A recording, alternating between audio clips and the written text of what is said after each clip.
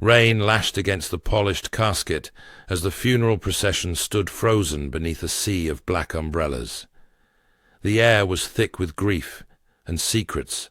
A billionaire's body was about to be lowered into the ground, and no one knew that her heart still beat faintly beneath the silk lining. Clara Weston, the CEO of Weston Innovations, lay motionless inside, her skin pale, but her lips barely tinted with colour. Around the grave stood her husband, Ethan Grant, his face an unreadable mask of sorrow, and a crowd of powerful guests whispering about legacy, wealth, and fate. "Let us begin," the priest said softly, raising his hand. "Ashes to ashes." "Stop!" a voice shouted from the distance. Heads turned. Through the drizzle stumbled a man, mud-caked boots, torn coat, hair tangled like a storm. His voice cracked with desperation. "Don't bury her! She's not dead!" Gasps rippled through the mourners. The man's name was Jonas Reed, once a respected researcher, now a ghost of who he used to be. Security guards moved fast, but he pushed past them, panting, eyes wild. "Please, listen to me! She's alive!" "Who let this lunatic in?" Ethan barked, stepping forward. "Get him out of here!" Jonas pointed at the coffin. "If you lower that casket, you'll be burying her alive." The crowd erupted into murmurs. Clara's mother clutched her chest. "What are you saying?" Jonas's voice trembled but grew firm. "She's been poisoned. Tetrasin serum. It slows the pulse until it's almost gone. I've seen it before. It mimics death, but it doesn't kill." The priest hesitated, glancing at Ethan. "Sir, is there any truth to this?" Ethan's jaw tightened. "This man is delusional. My wife died in my arms. There's a medical certificate." Jonas's voice cut through the rain. "And who signed it? Dr. Leonard Miles?" He glared at Ethan. "Your friend?" The crowd shifted uneasily. Jonas pulled a small vial from his pocket, holding it up like a fragile miracle. "This is the antidote. If I'm wrong, she stays dead. But if I'm right, you'll watch a miracle happen." Ethan's composure cracked. "This is outrageous. Don't let this fool near her." But Clara's mother stepped forward, tears streaming down her face. "Let him try," she whispered.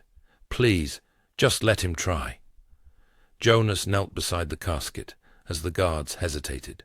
His hands shook as he unscrewed the vial. "Come on, Clara. Don't let them take your life," he murmured, injecting the liquid through the fabric over her vein. Seconds passed. Nothing. A murmur spread through the crowd. Ethan folded his arms, smirking slightly. "See? Madness." Jonas clenched his jaw. "No. Wait." The air grew still.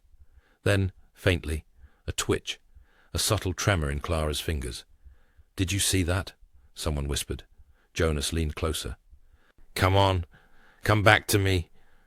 He tapped her wrist gently, watching her eyelids flutter.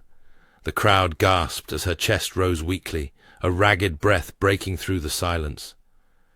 Ethan took a step back, his face draining of colour. Clara's eyes opened slowly. Confusion, fear, pain. Her lips trembled. "Then," she rasped. "Why?" The rain poured harder. The priest crossed himself. The world seemed to stop. Jonas's hands trembled as he helped her sit up. "Easy, easy. You're safe now," he whispered. Ethan stumbled backward, whispering to himself, "This can't be happening." Clara's mother screamed, clutching her daughter's face. "My baby, my baby!" Jonas turned to the stunned crowd. "She was never dead. Someone wanted her gone, and fast." Ethan glared, rage and panic mixing. "You'll regret this," he hissed, and stormed off toward his car. Jonas's eyes followed him, suspicion hardening into certainty. "Oh, I already know who I'll regret trusting." As sirens approached and paramedics rushed in, the scene exploded into chaos. Cameras flashed, reporters shouted. In minutes, the story would hit every screen in the city. Billionaire found alive during funeral. Hours later, in the hospital room, Clara lay under bright lights, eyes half open, her mind replaying fragments of memory. Wine, laughter, Ethan's hand on her shoulder, a faint metallic taste. Then darkness, and a whisper, Dr. Miles's voice. "She'll be gone by morning." Her heart pounded as she gasped awake. Jonas sat beside her, exhausted but alert. "Hey, you made it," he said softly. "Who are you?" Her voice was raspy. "Someone who's been ignored too long," he said with a faint smile.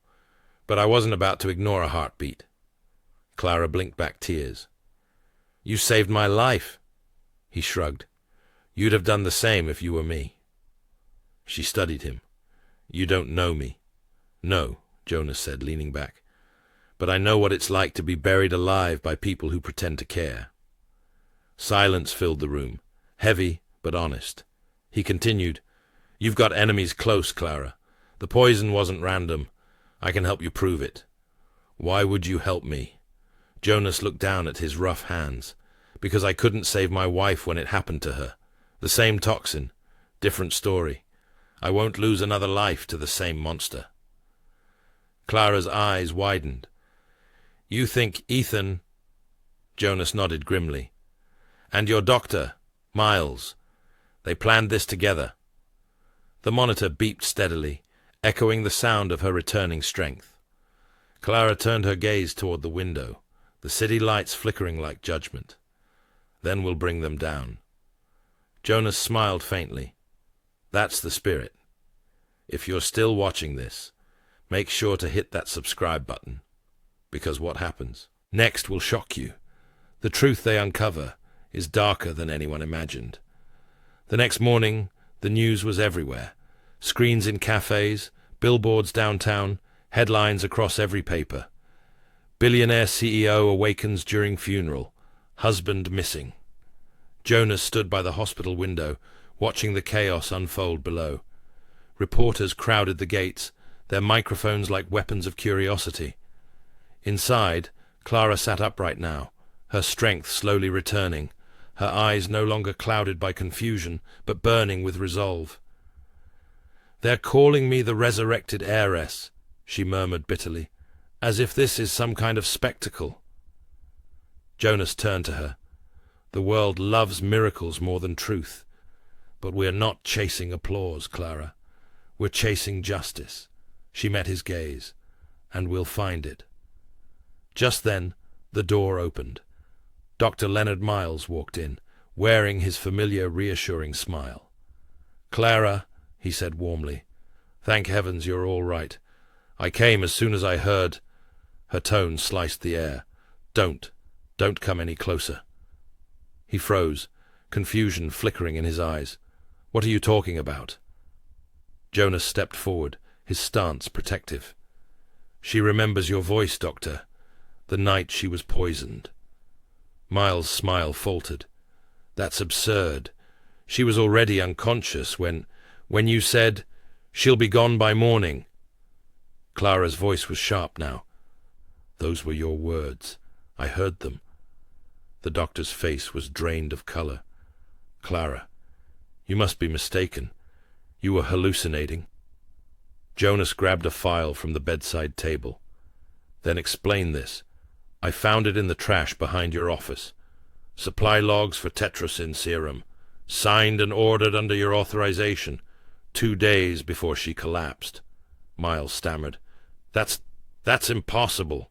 Someone must have—" "Save it," Jonas snapped. "You can talk to the police." The doctor's eyes darted to the door, but before he could move, security stepped in, summoned quietly by Clara's assistant outside. Miles's shoulders slumped as they escorted him away, his calm facade shattered. When the door shut, Clara exhaled shakily. "It's really happening, isn't it? My own husband and doctor tried to bury me alive." Jonas nodded slowly. "And now one of them's running scared." Clara turned her gaze toward the window again, where reporters' flashes lit the hospital gates. "Ethan won't hide for long. Men like him never do. They crave control. And I just took it back." Later that night, she was discharged under private security. Cameras followed her convoy as she returned to her mansion, once her fortress, now a haunting memory. The grand marble foyer felt colder than ever. Jonas followed a step behind, his presence both grounding and protective. As they entered her study, Clara paused before a portrait of her and Ethan taken on their wedding day. His smile now seemed sinister, rehearsed. She turned to Jonas. "Do you ever wonder how love turns into betrayal?" He looked at her quietly. "Every day. That's how I ended up on the streets." Clara glanced at him. "What happened to you, Jonas?" He hesitated, then spoke softly. "I was a biomedical researcher. My wife, Anna, worked in my lab. We discovered a pattern, a black market trade for toxins that could mimic death. We tried to expose it." He swallowed hard. "They silenced her first, said it was an accident. I never got to prove it." Clara's voice softened. "And now you have." He nodded. "I thought my fight was over. Then I saw your name in the papers. Same toxin, same signature. I knew it was them again." She stared at him, realization dawning. "You think Ethan's connected to the same network?" "I don't think," Jonas said firmly. "I know." He pulled out an old tablet, cracked but functional. "Before your poisoning, there were encrypted fund transfers from Western Innovations' offshore accounts. Millions, all routed through shell companies tied to Dr. Miles's lab, and one of them links directly to Ethan's trust." Clara's face went pale. "He was funding them?" Jonas nodded. "And profiting off counterfeit pharmaceuticals, the kind that mimic death to avoid insurance detection. You were a liability, Clara. You'd started asking questions." She sat down slowly, her breath trembling. "He wanted me gone to cover his tracks." Jonas placed a comforting hand on her shoulder. "You survived for a reason. Maybe to finish what we both started." She looked up at him, eyes fierce but wet. "Then we'll expose every one of them." A sudden knock interrupted the moment. Her assistant, Maria, poked her head in. "Ma'am, the police are here. They found Mr. Grant." Clara's heartbeat quickened. "Where?" Maria hesitated. "He's requesting to see you. Says he wants to confess." Jonas's eyes narrowed. "Or manipulate." "Let him in," Clara said coldly. "I want to hear him try." Minutes later, Ethan entered the room flanked by 2 detectives. His once polished demeanor was gone. His eyes were bloodshot, his suit wrinkled. He stopped at the sight of her. Alive, strong, defiant. "Clara," he whispered, "you don't understand." She folded her arms. "Then explain it." "I didn't mean for it to go that far," Ethan said, voice breaking. "It was supposed to be temporary, just to scare you into signing the merger. Miles assured me you wouldn't feel pain." Jonas stepped forward. "She wasn't supposed to die? Is that your defense?" Ethan glared. "Who the hell are you to speak?"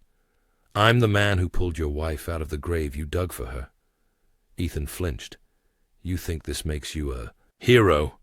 You ruined everything." Clara's voice cut through. "No, Ethan, you ruined yourself." Tears streamed down his face. "I loved you. I did this for us." "For us," she repeated, voice shaking with fury. "You poisoned me and tried to bury me alive, and you call that love?" He looked away, unable to answer. One of the detectives stepped forward. "Mr. Grant, you're under arrest for attempted murder and conspiracy." Handcuffs clicked as Ethan hung his head, defeated. As they led him away, he turned one last time to Clara. "You think you've won, but you don't know who you're up against." The door slammed. Silence filled the room once more. Jonas looked at her. "He's hiding someone else behind him." "He wouldn't say that unless there was more." Clara nodded slowly, the fire in her eyes reigniting. "Then we'll find out who's pulling the strings. If you're still watching, hit that subscribe button, because this is only the beginning. The truth behind Ethan's arrest will uncover a web darker than anyone imagined." Clara sat in her study, Jonas beside her, the city lights flickering against the windows, like silent witnesses. Ethan was behind bars, but something in Jonas's gut told him this was only the beginning. "There's more," he said, voice low. "Ethan didn't act alone. Whoever funded the tetrasin serum, whoever coordinated this, there's a mastermind behind the scenes." Clara's eyes narrowed. "You mean Miles had help?" Jonas shook his head. "No. Miles was just the tool. The strings are being pulled from somewhere higher, someone who wants control of Western innovations and is willing to kill to get it." Her hand went to her chest. "And you think this person will come after me next?" "Not think. No." Jonas's tone left no room for doubt. "We have to move fast. Evidence, connections, and witnesses, before they disappear." Clara exhaled slowly, steeling herself. "Then we start tomorrow. We trace every transaction Miles made, every meeting Ethan had, every shred of evidence left in the shadows." The following morning, Jonas and Clara began combing through Western Innovation's internal records. Jonas had brought his old tech expertise back into play, decrypting hidden folders, tracing suspicious emails, and uncovering offshore accounts. Each discovery painted a clearer picture. Money funneling through shell corporations, accounts registered under false names, and one recurring signature that led to someone previously thought untouchable. Gregory Voss, Clara's late father's business partner. Clara's hands shook as she scrolled through a ledger. "Gregory, he's the one who's been manipulating Ethan. He was behind the poison all along." Jonas leaned over, pointing at the screen. "Every wire transfer, every account Miles used, it all leads to him. Ethan was his puppet. Miles just did the dirty work." Her lips pressed into a thin line. "We need proof that's undeniable, something that can stand up in court." Jonas nodded. "Which means we need a witness, someone who saw him orchestrate everything, and I think I know where to start." Hours later, they tracked down Lydia Marks, a former Western Innovations accountant who had recently resigned under mysterious circumstances.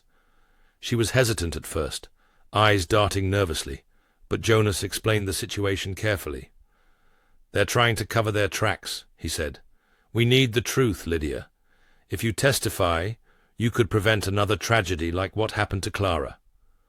Lydia's hands trembled. I saw the meetings. Gregory and Ethan. Miles was always there taking notes. I didn't know what they were planning until Clara almost died." Clara's eyes softened slightly. "You're safe now, but we need your statement. Every detail matters." By evening, Lydia had provided a full testimony and copies of key documents showing the conspirators' communications. Jonas uploaded the evidence securely to a cloud server they controlled. "This is enough to blow the case wide open," Jonas said, "but we can't just sit back and wait. Gregory will know we're onto him." Clara ran her fingers through her hair. "Then we prepare for the inevitable. We go public." Jonas placed a hand on her shoulder. "Before that, we ensure safety. For both of us. You're not walking into this alone." The next day, Clara appeared at the press conference, her composure flawless. Cameras flashed, microphones surged forward, and reporters' questions came in a wave. "I am alive," Clara began, voice steady yet powerful, "and I have evidence that attempts were made to end my life prematurely. My husband, Ethan Grant, and my family physician, Dr. Leonard Miles, were involved. But they were not acting alone. This conspiracy stretches higher than we initially realized." The room erupted with murmurs. Clara continued, "We have uncovered financial records and witness testimonies implicating Gregory Voss in orchestrating these actions. He used his influence over my husband and doctor to attempt to seize control of Western Innovations and silence me." Jonas watched from the side, quietly noting the reactions of reporters. Some scribbled furiously. Others adjusted their cameras. Every word Clara spoke was being recorded, live-streamed, and broadcast across social media platforms. "And we will not stop," Clara said, her voice rising with conviction. Justice will be served. Transparency will prevail. No one, regardless of wealth or influence, is above the law. The following week, police and federal investigators raided Gregory Voss's office and Weston Innovations' headquarters. Jonas accompanied Clara, noting the intricate web of documents and digital files that corroborated every accusation. During a tense interrogation, Gregory maintained a cold, composed demeanor. "You can't prove anything," he said, voice smooth, calculated. Clara stepped forward, unwavering. "We already have. Every transfer, every email, every witness. The truth doesn't need your permission to exist." His eyes flicked toward Jonas, narrowing. "And you, the man who saved her from the grave. You think this is enough? You can't even imagine the power I wield." Jonas's lips curled slightly. "I've seen death up close, Mr. Voss, and I've seen what people will do when they believe they're untouchable. You just miscalculated. You didn't account for her will to survive." Weeks of trial preparation followed, Clara working closely with prosecutors to ensure that no detail went unchecked. The courtroom became the battleground where truth, betrayal, and power clashed openly. Jonas's testimony as the man who revived Clara shocked the jury. Lydia's accounting records tied every transaction directly to Gregory Voss, and Miles's testimony, once coerced, now corroborated the timeline of events. One morning, as the trial progressed, Clara sat across from Ethan, who now faced his own reckoning. His eyes met hers across the courtroom, a mix of shame and helplessness. "I never wanted to hurt you," he whispered under his breath. Only Jonas heard. Clara's expression softened briefly, but remained firm. "Your choices put me in a coffin, Ethan, but the law will decide your punishment." The prosecutor rose, presenting the final pieces of evidence. The vial of tetrasin serum, receipts, surveillance footage, and internal memos, all pointing to a coordinated conspiracy to murder Clara for control of Weston Innovations. The jury deliberated for only hours before returning a verdict. Ethan Grant, Dr. Leonard Miles, and Gregory Voss were found guilty of conspiracy, attempted murder, and corporate fraud. Life imprisonment was handed down for each, and the courtroom erupted in murmurs, the gravity of justice finally settling in. Outside, Clara breathed in the fresh air, her hands still trembling, but her mind clear. Jonas stood beside her, quiet but proud. "You did it," he said softly. "No," Clara replied, a faint smile forming. "We did it." She glanced around at the crowd of reporters, cameras, and supporters. "And this is just the beginning. Western Innovations will rise again, and we will ensure that no one is ever silenced like this again." Jonas placed a reassuring hand on her shoulder. "Then let's rebuild. Together." She looked at him, gratitude and determination shining in her eyes. "Together. If you're still watching, don't forget to hit like and subscribe, because the story of survival, betrayal, and justice isn't over yet. What happens next will redefine everything you think you know about forgiveness and power." Weeks after the verdict, Western Innovations began to reclaim its former glory. Clara returned to her office, not as a frightened woman once nearly buried alive, but as a leader reborn, sharp, determined, and unyielding. Jonas, once a shadow in the city's alleys, now worked at her side as her special advisor. His insights, forged through tragedy and experience, were invaluable.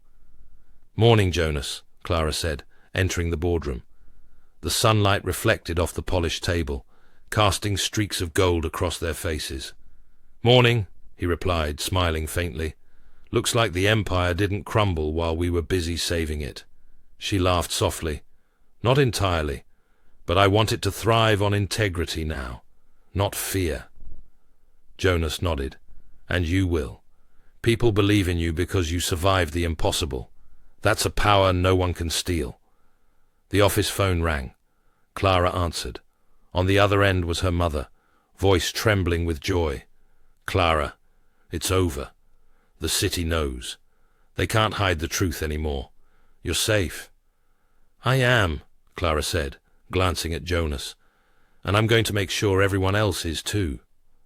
Later, as they walked through the gardens of her estate, the air still crisp with early morning mist, Clara spoke softly.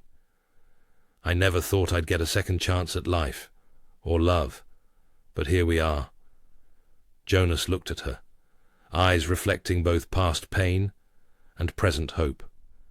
Sometimes survival brings clarity. It's not just about living, it's about what you do with the life you're given. Clara's gaze softened. "I couldn't have done any of this without you. You saved me when no one else would. Twice." He shook his head. "I just acted when everyone else hesitated. You had the courage to keep fighting. That's why it worked." The days passed, filled with rebuilding. Western innovations underwent a transformation under Clara's leadership. Policies emphasizing transparency, ethics, and social responsibility became the foundation. She launched initiatives to support employees and communities affected by the corruption that had nearly destroyed her life. Jonas helped establish a foundation for the homeless and disadvantaged, turning his painful past into purpose. Together, they created programs that offered education, skills training, and opportunities for those society often ignored. One evening, as the sun dipped behind the skyline, Clara and Jonas stood on the terrace, watching the city glow beneath them. "Do you ever think about that day?" Clara asked softly. "The funeral, the rain, the fear." Jonas smiled faintly. "Every time I walk past a cemetery. But now, that memory is less about death and more about why we fight, why we protect life." Clara leaned against the railing. "I've learned something important through all of this. Forgiveness isn't weakness, it's freedom. And I think it's time I do that. Fully." Jonas raised an eyebrow. "You mean for Ethan?" She nodded. "Yes, he'll spend years paying for what he did, but holding on to hatred only poisons the living. I forgive him, not for him, but for myself." Jonas's smile was quiet but approving. "That's courage in its purest form." Months later, Clara held a private ceremony in the same gardens where she had once feared death. She planted a tree in memory of those lost to greed and betrayal, symbolizing life, growth, and renewal. Jonas stood beside her, the foundation's young beneficiaries planting smaller saplings around them. Children laughed and ran through the paths, innocence reclaiming the space where fear had once ruled. Clara looked down at the saplings, a small smile on her lips. "New beginnings," she whispered. "And hope," Jonas added, gently nudging her. She glanced at him, eyes warm. "You've given me both." Years passed. Clara's company thrived, and she became a symbol of resilience and ethical leadership. Jonas married Juliana, a volunteer from the foundation, and found a life of stability and purpose he had never imagined possible. Clara found love with George, a kind-hearted entrepreneur who respected her strength and celebrated her victories. Despite the passage of time, the memory of betrayal and near death never faded entirely, but it became a lesson, a reminder that even in the darkest moments, survival, courage, and the truth can prevail. One sunny afternoon, as Clara addressed a crowd at a corporate ethics conference, she spoke not only of business integrity, but also of life's fragility and the power of forgiveness. "Power without conscience destroys," she said, voice steady and clear. "I've seen it firsthand, but courage, integrity, and compassion rebuild what's broken, and forgiveness is the ultimate freedom." Jonas, seated in the front row, caught her gaze. They shared a quiet nod, a silent acknowledgement of battles fought, lives saved, and hearts healed.